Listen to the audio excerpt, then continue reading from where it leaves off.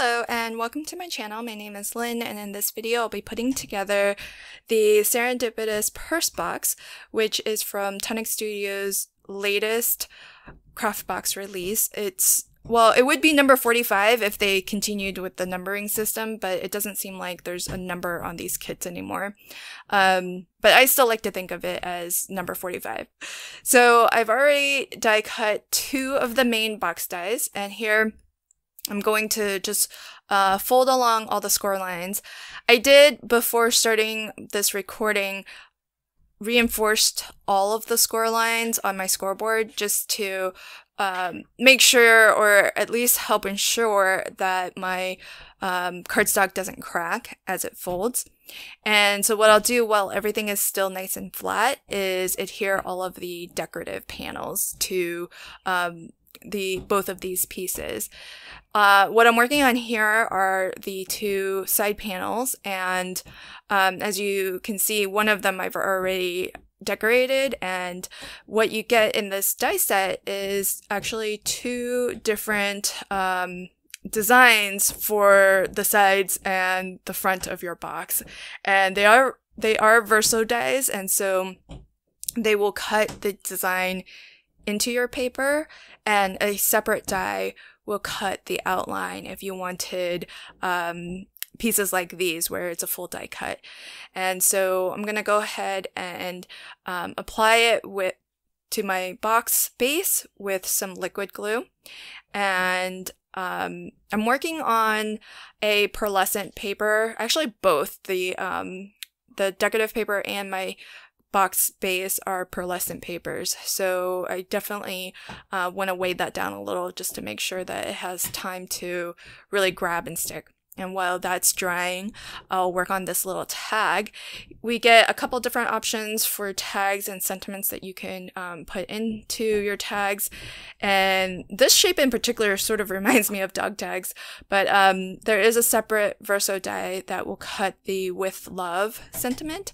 And so you'll have the option to include that or not, because there's a die that will just cut your plain tag, which is what I've cut out of black and this gold pearlescent paper.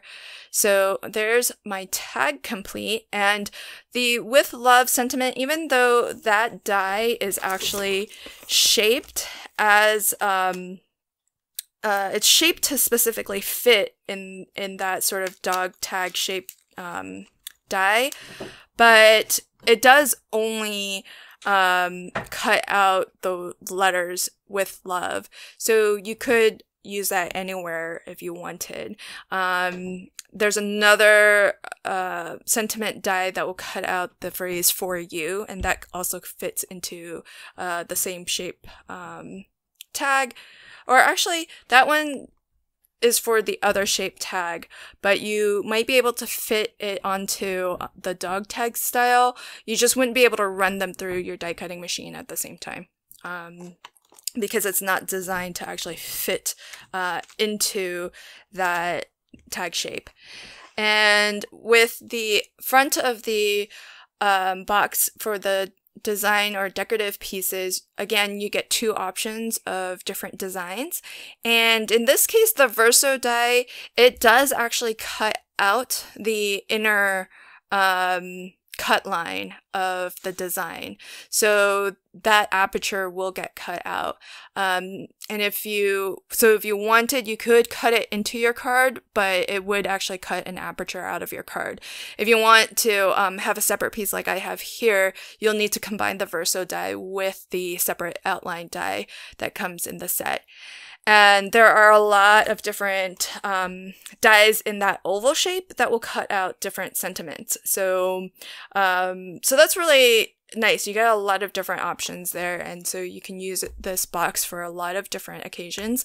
I've chosen the sentiment that reads "just for you," and there's a separate oval die that will cut out the outline for that oval.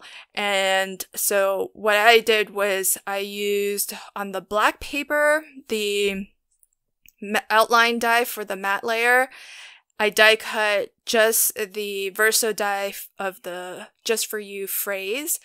And that's how I created my black cardstock layer. And then the gold layer that's in the center uses the sentiment verso die combined with the oval outline die. So I like that there's a lot of different ways that you can kind of mix and combine these different decorative dies to achieve different looks.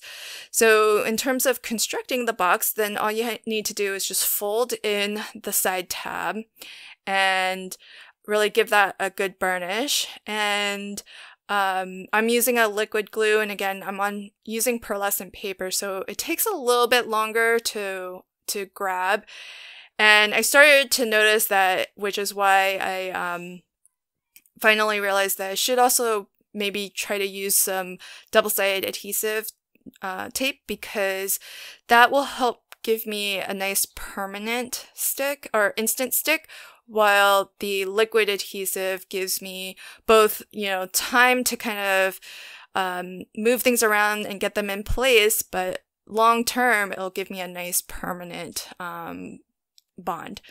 And so along the way, I'm going to try to burnish as well as I can.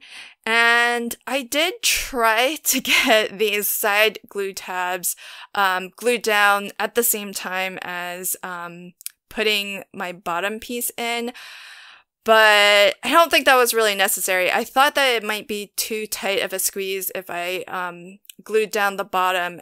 I thought I wouldn't have enough room to get glue onto those side tabs, but you will have enough room. So I would just focus on getting the bottom piece down first and then worry about the sides later, because I didn't use any dry adhesive on the sides. They weren't sticking right away anyways. So so I definitely found that even with the bottom completely glued down, there's definitely enough room, as you can see, to get some glue onto those side tabs.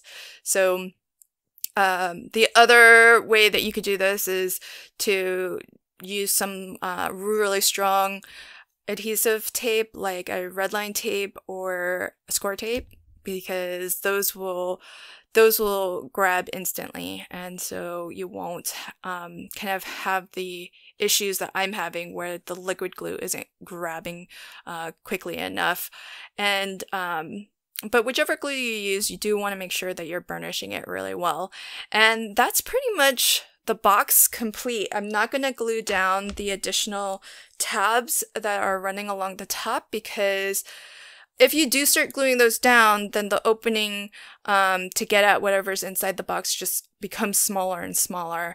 And so I'm finding that I think I want to leave those open, because what I think I might use this for is, hopefully, I say this almost every Christmas for the last 2 years now, I've been wanting to make some handmade soap bars, and this is a really good sized box to put my handmade soap bars into. So in fact, it measures 4 inches wide and then about 1.25 inches deep, and it is about 3.25 inches tall.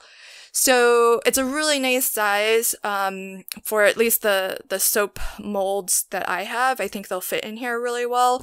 And so I think it's a cute way of packaging some homemade soap. And I'll definitely need for that opening to be wider in order to get the soap out. But if you were just going to put like little bits, like maybe some candies or something like that, then you could glue those, more of those side tabs down. And but whatever you do, I would, even if you're not going to glue the tabs down, I would still leave them attached. I wouldn't trim those off. That way, whatever you do end up putting in the box will stay secure inside the box. So here I'm just going to just loop my little with love tag through the top there and just tie a simple knot. I'm not gonna tie a fancy bow or anything, but I think it's really cute and really fast, fun box to put together. So with this die set, I also created a mini album. So if you'd like to check out that video, I'll link to it here. And if you want to see future videos, hit the subscribe button and the notification bell so that you get a notification whenever I post new videos to my channel. Thanks so much, and until next time, happy crafting and have a fantastic day. Bye!